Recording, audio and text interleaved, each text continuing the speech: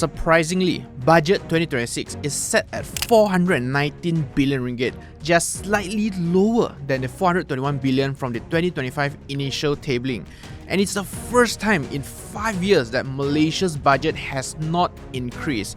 Although contributions by GLCs are expected to increase the final budget to 470 billion ringgit, some economists are still saying the budget this round is showing cautious and disciplined approach, while some are speculating that the government is saving the budget for 2027 instead to prepare themselves for the coming election in 2028.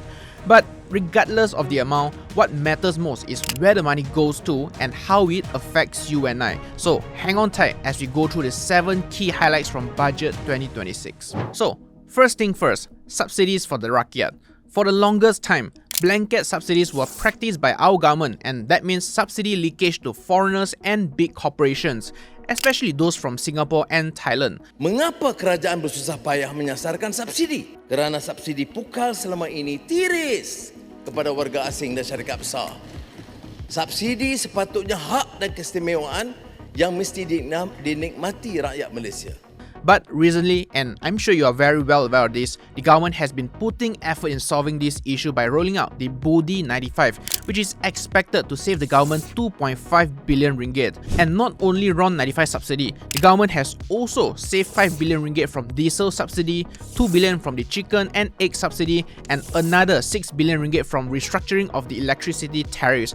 And that makes it a total of 15.5 billion ringgit in this year alone. Now, with these savings from targeted subsidies, they aim to channel them into more meaningful welfare programs like SARA, which he has announced under the budget that everyone aged 18 and above will receive another one-off 100 ringgit by mid of February 2026 before Chinese New Year and Ramadan. And in conjunction with Deepawali, the STR, Sumbangan Tunai Rama Phase 4 payout worth 2 billion ringgit, mainly for the lower income households, have been advanced to 18 October. Plus a 2-day 50% toll discount. But the question here is, which 2 days? The unofficial source is saying 18 and 19 October. But I guess we will still have to wait until the official announcement is being made. And most of us are obviously happy with the 50%, but some on social media doesn't seem to be satisfied, while some are even demanding for 100% instead. Well, fun fact here, do you know that one of our PMX propaganda is toll abolishment on North-South Expressway? Forget, right? But again, that leads me to another question. You see, every time the government delays toll rate hikes, etc., they have to fork out that money to compensate those concession companies. So, is that really the most effective way to help the economy? Let me know what you think in the comment section down below. Quick pause. Whether budget 2026 brings tax breaks for SMEs, more infrastructure spending, or just another round of subsidy reshuffling, one thing's for sure, the market is going to move. And if you want to move with it, the best way is through the stock market. So enter this video sponsor, Moomoo, an SC Malaysia regulated and licensed platform that gives you the tools to not just react to the budget, but actually strategize around it. And this is how you can use their investment team feature to find budget 2026, where there will be a list of stocks that are expected to benefit from the announcement. And if you want to go sector by sector, let's say budget 2026 is pumping money into roads and railways, basically infrastructure lah, then you can also pay closer attention to the construction team.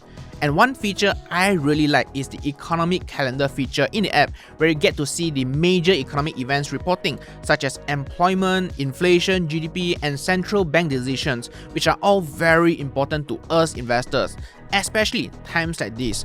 And fees-wise, 0 commission for the first 6 months and only 3 ringgit platform fee per trade after that. Frankly, it's very cheap for a reliable and regulated platform. And if you use my link down below and deposit with my code Z11, that's Z11, you can even get exclusive SARA rewards just for the followers of this YouTube channel. If you saw this clip and are confused, this is basically why. During a recent gala dinner hosted by the Tourism, Arts and Culture Ministry, alcohol was served at the event, and that has resulted in backlash by various parties. And to add salt to his wound, PM Anwar in his budget 2026 tabling turned his back and teased Tiong, the minister, by saying this. Bagi mengurangkan akses kepada minuman beralkohol dan menggalakkan gaya hidup sihat dan memandu cermat. Kerajaan bersetuju. Tiong. Anyways, here's what PM Anwar has announced. Effective 1st of November 2025, excise duty for alcohol will be increased by 10%, cigarettes by 2 cents per stick, heated tobacco by 20 ringgit per kilo, and lastly, cigars, cheroots, and cigarillos by 40 ringgit per kilo. And while this sin tax is said to boost public health and should be a good initiative supposedly, these might cause other problems. You see, Malaysia's excise rate on beer is already the second highest in the world, with 192 ringgit and 50 cents per litre for beer and 165 ringgit per litre for hard liquor. And this new increase would just further widen the price gap between legitimate and illegal beers, aka the black market lah. And for sure, more people will turn to these illegal beers, which are already standing at 25% of total beer consumption in Malaysia. And that also means a 1.2 billion ringgit loss in tax revenue. In fact, the Confederation of Malaysian Brewers Berhad (CMBB), consisting of two leading breweries, Carlsberg and Heineken, contributed around 3.3 billion ringgit in total tax revenue to our country, and that's about a 1.5% contribution. And in terms of GDP, they contributed 7.1 billion ringgit annually in the form of salaries, taxes, and profits, and that's about what? 0.4% of total GDP. So it's a rather big industry, all things considered. Now, let's move on to the highlights related to Malaysians' favorite, vehicles. The first one, which is also the most discussed one, no more Langkawi and Labuan tax exemption for vehicles valued more than 300,000 ringgit. So, if this is something new to you, basically before this new budget, vehicles in Langkawi and Labuan are exempted from tax, and the goal of this is to help local residents to afford transportation. But for many years, this has been exploited by the rich, and these two places became a tax haven for them. So they basically buy their luxury or sports car and then park them in Langkawi. And you might be wondering, what's the point if you can't drive it at the city center, right? Well, for a maximum of 90 days, you can actually ship your car outside of Langkawi and then drive it anywhere, which is basically a tax loophole that the rich have been enjoying for many years. And obviously, this is some rich people's game, and I totally stand for this policy. But now, for those who aren't filthy rich like these people, this is what will excite you instead. Up to 4,000 ringgit of matching grant to scrap old vehicles aged 20 years and above. But wait, what exactly is a matching grant? Basically, if a national car maker like Proton offers you a 2,000 ringgit discount for the scrappage program, or they call it the Proton Exchange program, the government will then match another 2,000 ringgit, and that makes it a total of 4,000 ringgit. And likewise, if the car maker offered you 4,000 ringgit, then the government will match another 4,000 ringgit, which is the max by the way, making it 8,000 ringgit in total. So that's a lot of money for a car over 20 years old. And the aim of this incentive is pretty simple: to boost road safety, improve the environment because older cars tend to release more harmful emissions, and lastly, to indirectly encourage the purchase of local cars like Proton and Perodua. And while this is something new in Malaysia, many countries in the world have already initiated programs like this for a long time already. But anyways, this is a huge step in the right direction to go safer and greener. But the ironic part is that the government is not extending the tax exemption for CBU electric vehicles that pushes for that same cleaner air. And without this exemption, which ends on the 31st December 2025, this year, that could mean at least a 20 to 30% price hike in these EVs. But well, to be fair, this EV tax-free incentive was already extended for 2 times since 2022, and many had already enjoyed the benefit. So congrats if you have already owned one. I mean, still not late to buy one lah. There's still 2 months left, right? Anyways, as for CKD electric vehicles, tax incentives will remain for locally assembled ones until the end of 2027.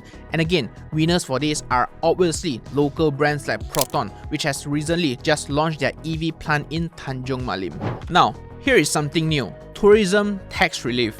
there will be up to 1,000 ringgit of individual tax relief for tourist attractions for cultural programs like your museums, theme parks and zoo negara. And this is obviously to encourage Cuti Malaysia and boost our tourism sector in conjunction with the Visit Malaysia Year 2026. And to further boost this, there will be over 700 million ringgit allocation for the ministry, which is about 300 million ringgit more than last year's allocation. And this is expected to attract 47 million visitors and generate 329 billion ringgit from tourism industry itself. But here is a but. How the money is being spent will definitely spur some discussion, like how the Malacca government recently gave Chinese actress Fan Pingping a dato-ship for her contribution to increase the visibility of Malacca on the global tourism stage. That one, I'll leave it for you to comment lah. Now, other than new tax relief for Cuti Malaysia, the government has also expanded the 2,500 ringgit individual tax relief. Previously, it was only for individuals who spend on EV charging facilities and the food waste composting machines. But starting from 2026 to 2027, it will also include purchases of food waste grinder and CCTV for household use. As for parents, this is for you. If your child up to 12 years old goes to daycare or after school centers, your tax relief can claim up to 3,000 ringgit. And as for education and medical insurance premiums for children up to 18 years old, you can also claim another 3,000 ringgit relief as well. Now, while parents are getting more support this year, there's also another group that gets more attention this time round, and these are riders who deliver our food, drivers that send us back home safely, as well as freelancers.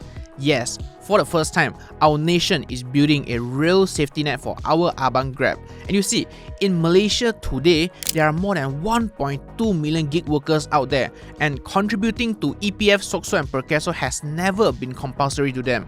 But under Budget 2026, the new i-Saraan Plus scheme encourages gig and self-employed individuals to contribute 3,000 ringgit a year to EPF. And in return, the government will rebate 600 ringgit to them, but it is capped at 6,000 ringgit for lifetime. While of course, this is nothing comparable to the employer's 13% yet, that is still about a 20% bonus annually paid to their retirement savings, so can't really complain lah. And on top of that, e-hailing and p-hailing, basically those parcels and food delivery riders, will now be also required to contribute to PERKESO, with the government subsidizing 70% for the first time registrants in the first year and 50% in the second year.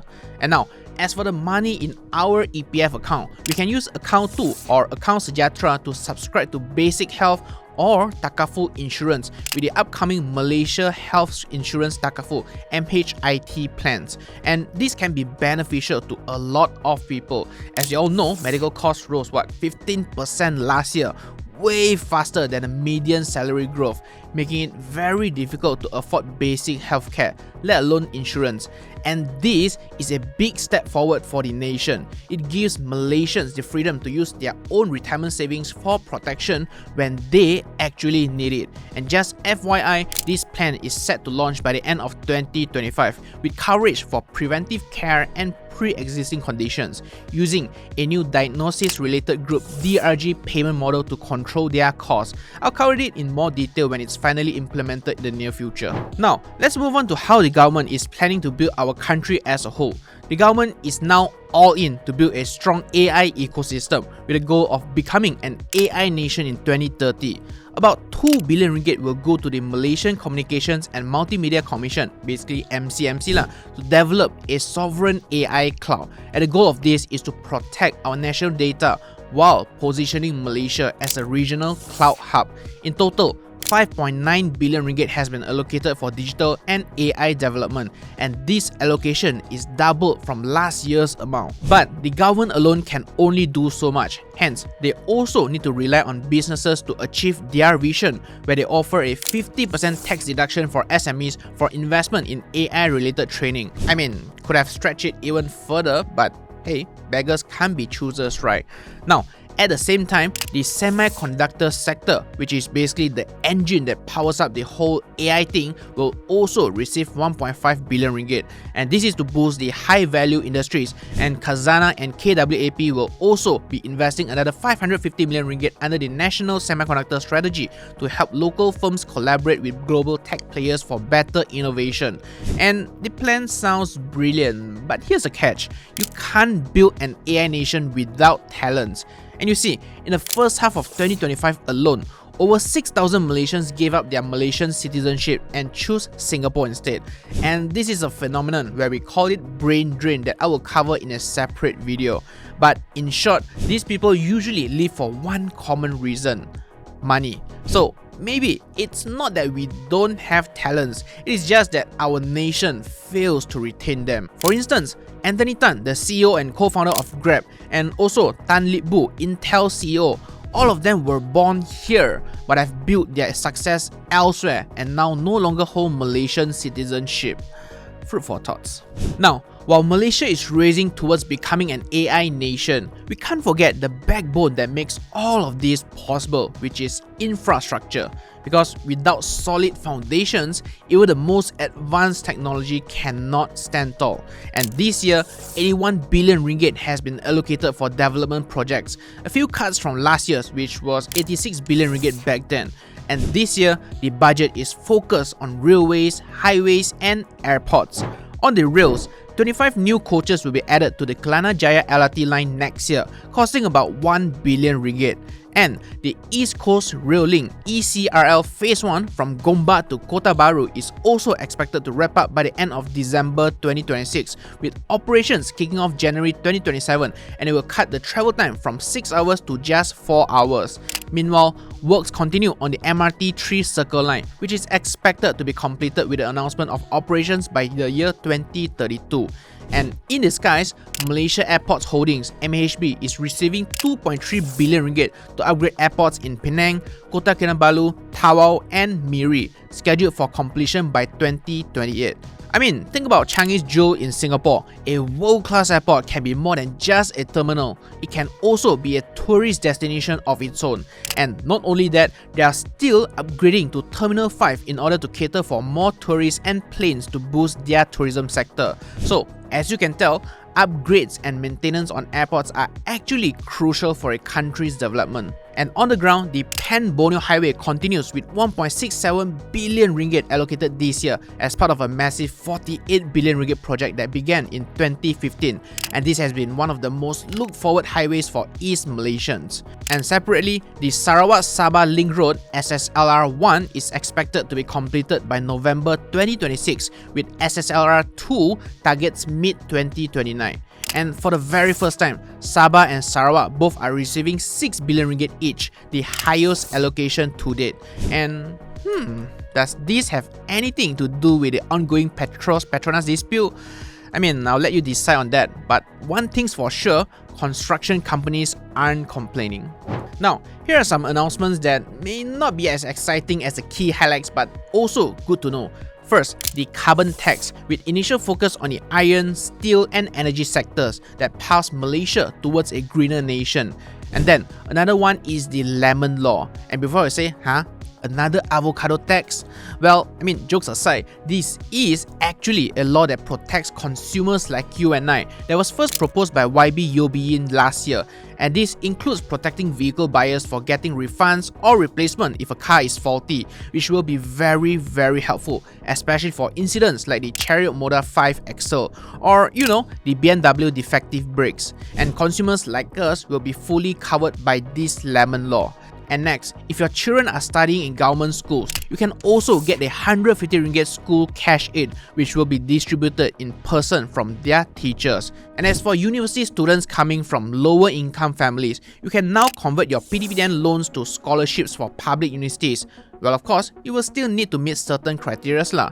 And as for scholars from the low and middle income families, they are bringing back the loan waiver if you get first class honours. So remember to get your exemption. And last but not least, for first-time home buyers, if you are buying a unit below 500,000 ringgit, the stamp duty exemption has been extended until the end of 2027, and that's good news as well. So, to wrap this all up, Budget 2026 is, in my humble and totally non-professional opinion, seems to be quite politically influenced to prepare the MADANI government for the next general election, with a huge emphasis on pleasing the East Malaysians, especially with Sabah having their election in the next 2 months.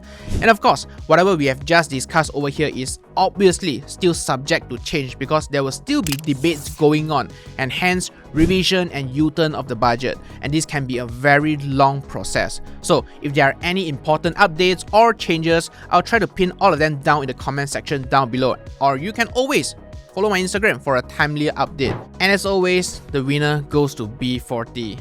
For the M40s, nothing too significant. And as for the T20s, well, no more cheap Lamborghinis for you.